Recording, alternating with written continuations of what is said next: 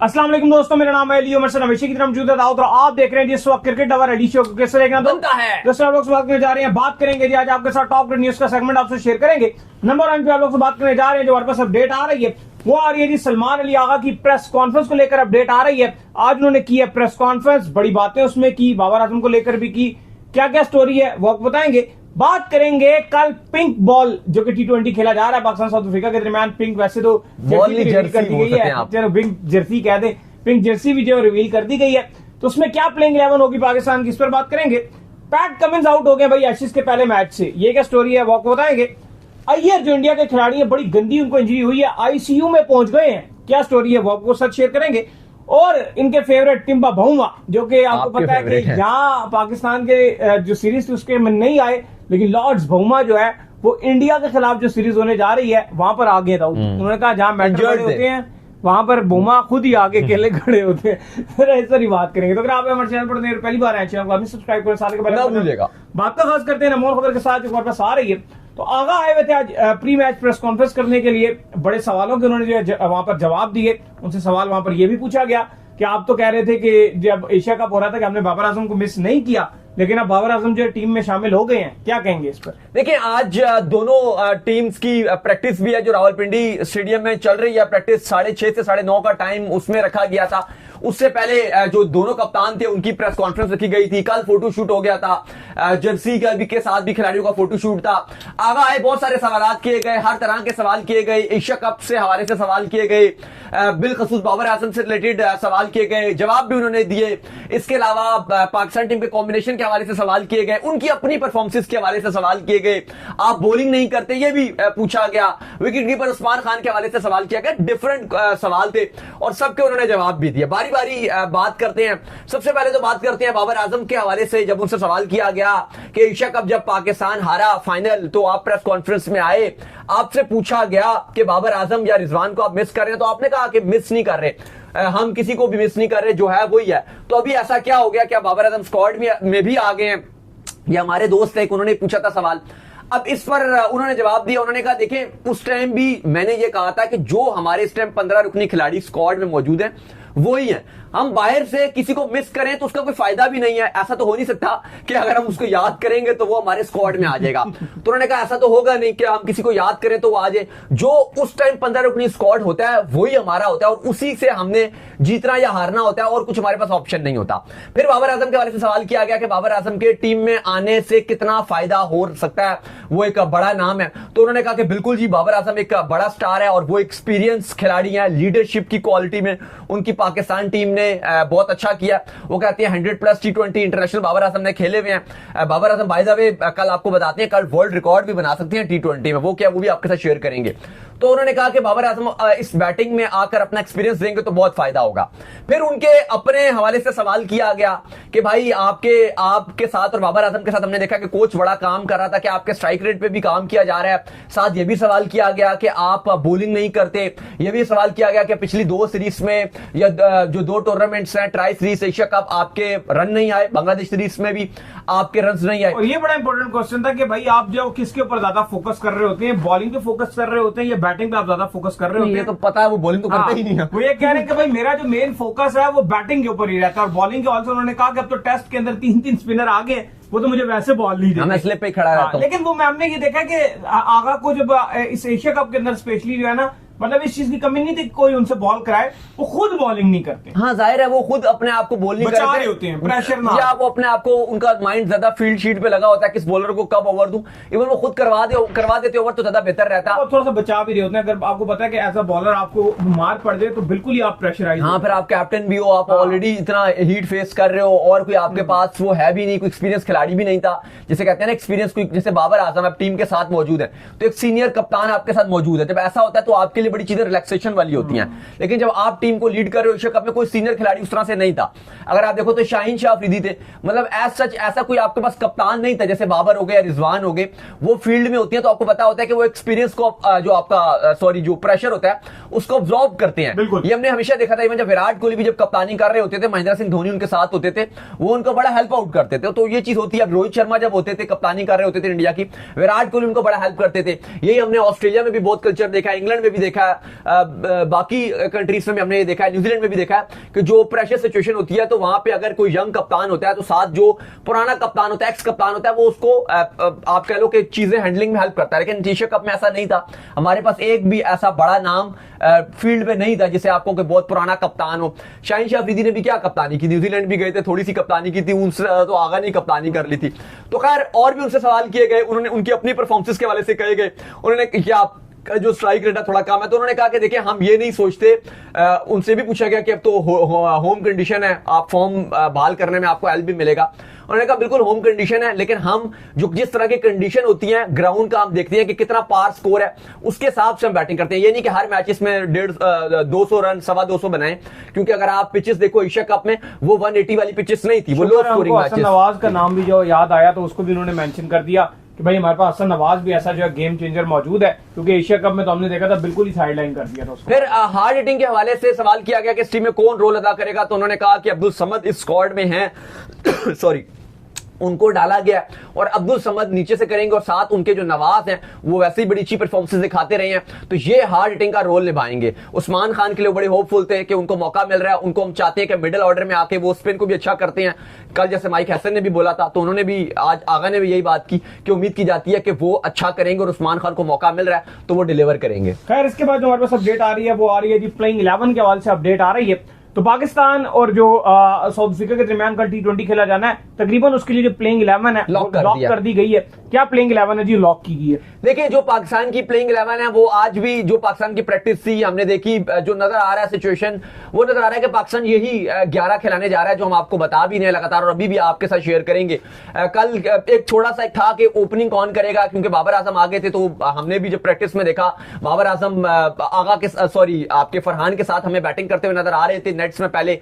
लेकिन कल जो आपके कोच माइक हसन उन्होंने बड़ा क्लियर कर दिया था, उन्होंने कहा कि जो बाबर आजम है वो नंबर 3 पे खेलेंगे। तो उसके बाद अब चीजें बहुत क्लियर हो गई हैं कि जो आपके ओपनिंग और जो आपके उस्मान खान है, कुछ लोग ये बात कर रहे थे कि क्या उस्मान खान जो है वो ओपनिंग कर सकते हैं, तो वो आपके कोच माइक हसन और आपके कप्तान सलमान अली आगा दोनों ने ये क्लियर किया कि जो उस्मान खान है उनको ये बताया गया है कि आप मिडिल ऑर्डर में खेलोगे और हमें मिडिल ऑर्डर में एक ऐसा बैट्समैन चाहिए जो स्पिन को अच्छा खेले, और उस्मान खान स्पिन को अच्छा खेलते हैं। तो फिर बड़ी चीजें क्रिस्टल क्लियर नजर आ रही हैं कि आपका जो ओपनर है कल का मैच के लिए वो साहिबजादा फरहान और साइम अयूब है, वो आपके ओपनर होंगे। इसके अलावा नंबर 3 पे फिर आपके बिल्कुल आपके बाबर आजम आएंगे, और बाबर आजम वैसे ही अली साहब कल वर्ल्ड रिकॉर्ड बनाने जा रहे हैं, बना सकते हैं T20s में। सिर्फ 9 रन की दूरी में है T20 इंटरनेशनल हिस्ट्री में सबसे ज्यादा रन बनाने वाले बल्लेबाज बन जाएंगे रोहित शर्मा, जिन्होंने 151 गेंदों 151 इनिंग्स में 4231 रन इंटरनेशनल T20 में बनाए हैं। बाबर आजम के 4223 हैं, सिर्फ 8 रन पीछे हैं। 9 रन बनाते हैं तो उनसे 1 रन आगे निकल जाएंगे। बाबर आजम ने 121 T20 इनिंग्स खेली हैं। तो अली साहब हाँ चले इनिंग्स का में वो इतना मैटर नहीं करेगा, लेकिन बड़ी बात यह है कि बाबर आजम वो जो रिकॉर्ड है वो तोड़ने के लिए जा रहे हैं, तो ये अपने में एक बड़ी माइलस्टोन है। और कल की आपको बताया कि जो मैं और अली साहब यही आज देख रहे थे कि जो हमारे फोन से उनमें हर कोई हमें यही बात कर रहा है कि भाई टिकट दिला दो, टिकट दिला दो। अब हम कैसे दिलाएं? अब जो हमें एक आध कोई हमारे पास कोई पास आ भी जाता है तो वो तो एकदम हमसे छिन ही जाता है, हम देते क्या हमसे छिन जाता है। और अभी इवन जो हमारे इतने करीबी लोग थे उनको हमने खरीद कर दिया, यकीन मानिए, क्योंकि हमारे पास जो पास है वो तो हम दे गए, तो अब हम कहां से देते। लेकिन इतने कुछ ऐसे लोग हो जाते हैं जिनको मना भी नहीं कर पाते वो जब हमारे पास आते हैं। इवन हमने बहुत सारे लोगों को पहले भी बताया था कि आप टिकट खरीद लीजिए, लेकिन उस टाइम वो ले नहीं रहे थे।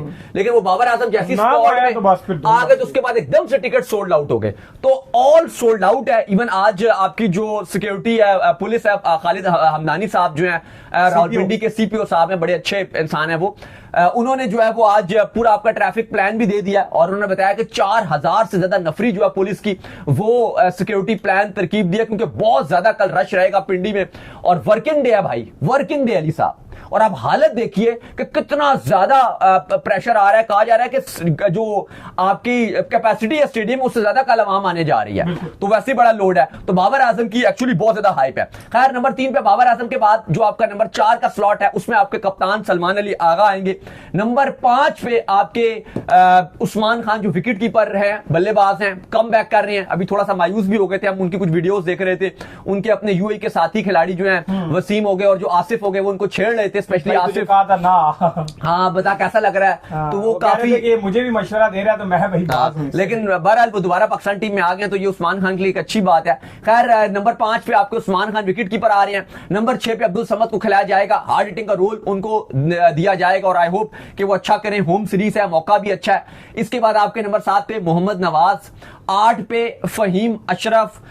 इसके बाद 2 आपके फास्ट बॉलर खेलेंगे जिसमें शाहीन शाह आफरीदी और नसीम शाह को 11 में खिलाया जा रहा है। और कभी इतलात हैं कि आपके उस्मान तारिक 11वें होंगे। हाँ, एक चीज थोड़ी सी इशू ये है कि उस्मान तारिक ने आज टीम को ज्वाइन किया है। अब ये ना हो कि क्योंकि आज उन्होंने टीम को ज्वाइन किया, वैसे तो इतलात थी कि उस्मान तारिक को खिलाया जाएगा, लेकिन ओवर कराने को बड़ी बात। हाँ, तो वो खिला देना चाहिए, उनको डेब्यू करवा देना चाहिए, वरना इब्रार सेकंड ऑप्शन है कि फिर इब्रार के साथ जाया जाएगा। लेकिन अभी तक की इतलात यही है कि उस्मान तारिक को कल डेब्यू करवाया जाएगा, क्योंकि जो आपकी सिलेक्शन कमेटी और टीम मैनेजमेंट है वो चाहती है कि उस्मान तारिक को पैकेज उतारे हम वर्ल्ड कप से पहले प्रॉपर चांस दिया जाए कि जो भी है वो हमारे सामने आ जाए। क्योंकि कल भी कोच माइक हसन ये बात कर रहे थे कि हम सुफियान मुकीम और उस्मान तारिक में से किसी एक को श्रीलंका लेकर जाएंगे वर्ल्ड कप के लिए, तो हम चाहते हैं कि हमारे लिए चीजें बेहतर हो जाएं, तो इसलिए उस्मान तारिक को खिलाया जाएगा ताकि उनका भी पता चल जाए कि वो खेल रहे हैं नहीं। बाकी इब्रार को तो ये कैरी करेंगे। खैर, इसके बाद जो खबर आ रही है वो आ रही है पैट कमिंस के हवाले से, और अपडेट ये आ रही है कि पैट कमिंस जो है वो हो चुके हैं बाहर।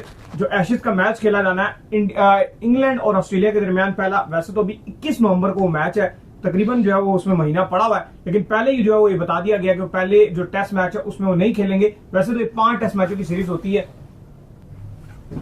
तो ये 5 टेस्ट मैचों की वैसे तो सीरीज होती है, इसमें बहुत टाइम होता है आपके पास, तो वैसे कोई बड़ी बात नहीं, लेकिन महीना पहले बता देना मतलब कितनी क्लियरिटी। हाँ, वो डॉक्टर्स ने उनको कहा कि अभी इनको रिकवरी में थोड़ा टाइम लगेगा, क्योंकि जब सेकंड टेस्ट है उसके दरमियान भी ऑलमोस्ट 9-10 दिन का गैप है, तो इसलिए कहा जा रहा है कि सेकंड टेस्ट के लिए रिकवर कर जाएंगे। लेकिन ऑस्ट्रेलिया के लिए बुरी खबर है, अभी भी जो इंडिया ऑस्ट्रेलिया की ओडीआई सीरीज हो रही थी उसमें भी पैट कमिंस नहीं थे, मिचेल मार्श कप्तानी कर रहे थे।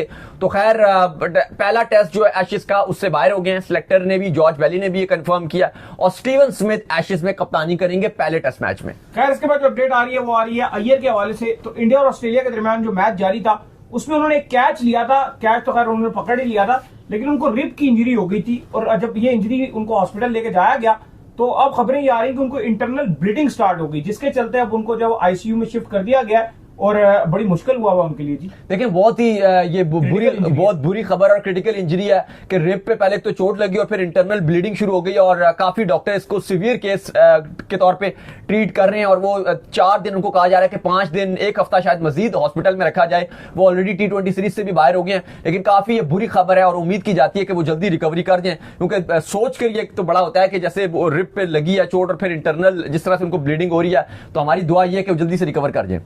अच्छा जी, लॉर्ड स्टिम्मा बहुमा वो आ रहे हैं जी इंडिया के खिलाफ। आपको पता है कि साउथ अफ्रीका अब यहाँ से डायरेक्ट जो है, जब यहाँ से सीरीज खत्म करेगी 3 T20s और 3 ODIs की, तो उन्होंने ट्रैवल करना है इंडिया के लिए, तो वहां पर जो बहुमा जो है उनको ज्वाइन कर लेंगे। और टेस्ट मैच जो इंडिया में है वो ज्यादा डिफिकल्ट होता है एज कम्पेयर टू पाकिस्तान, क्योंकि पाकिस्तान में जो ऐसे स्पिन ट्रैक बनते हैं, लेकिन इंडिया जरा पुराना है इस सवाल से, उसको एक्सपीरियंस है कि हमने खड्डे बना के किस तरह से बॉल बिल्कुल ही बिठा देनी है, और उनके बॉलर्स भी जो काफी एक्सपीरियंस रहते हैं, तो बड़ा टफ चैलेंज है जी साउथ अफ्रीका के लिए। देखिए, बिल्कुल साउथ अफ्रीका के लिए चैलेंज जरूर रहेगा, लेकिन जब लास्ट टाइम न्यूजीलैंड ने इंडिया को हराया तो उस टाइम ये एक बहुत बड़ी जीत थी, और अब कहा जा रहा है बाबूमा की तरफ से भी कि मैंने भी जो केन विलियमसन है और बाकी जो न्यूजीलैंड के खिलाड़ी हैं उनसे मैं पूछूंगा, और मैंने उनसे बातचीत भी की है, और मैंने उनसे काफी गुर हासिल किए हैं कि किस तरह से जाके जो मैंने परफॉर्मेंस दिखानी, और साउथ अफ्रीका की फॉर्म भी है, इवन पाकिस्तान के अगेंस्ट बाबूमा वगैरह नहीं थे, उसके बावजूद भी इन्होंने टेस्ट मैच जीता, आखिरी सीरीज बराबर की, और बाबूमा होपफुल है कि इंडिया में जाके वो टेस्ट सीरीज जीतेंगे। साउथ अफ्रीका ने अपना टेस्ट स्क्वाड अनाउंस कर दिया अगेंस्ट इंडिया। जल्दी से आपको पढ़ के बताते हैं। बाबूमा इंजर्ड थे पाकिस्तान के अगेंस्ट, इसलिए वो नहीं खेल सके थे। यहां पे बाबूमा की वापसी हो गई है। एडन मार्करम वाइस कप्तान है, Rickelton, Kyle Verreynne, Dewald Brevis, Zubair Hamza, de Zorzi, Stubbs, Corbin, Bosch, Mulder, Marco Jansen, Rabada, Keshav Maharaj, Muthusamy और हार्मर। फुल स्पिन जो उनका पाकिस्तान के अगेंस्ट था वो उन्होंने अपना बरकरार रखा और उम्मीद है कि साउथ अफ्रीका अच्छा करेगा इंडिया में। तो चलो उम्मीद करते हैं आज हमारे शो आपका ऑप्शन ऐप्स वीडियो को लाइक कीजिए, हमारे चैनल को सब्सक्राइब कीजिए, साथ ही बेल आइकन को बजाइए। एक और काम कर लीजिए, वही कर लीजिए, इंस्टाग्राम पर आप जाइए, इंस्टाग्राम पे मुझे फॉलो कर लीजिए, वहां पे मैं मौजूद हूं, दाऊद क्रिकेट के नेम से। अगर आपको कोई सवाल हो तो भेजिएगा, उनको भी फॉलो कीजिए। मुझे फॉलो कीजिए, ऑफिशियल के नाम से लिंक डिस्क्रिप्शन में मौजूद है, जाइए फॉलो कीजिए। अल्लाह हाफिज, बाय बाय।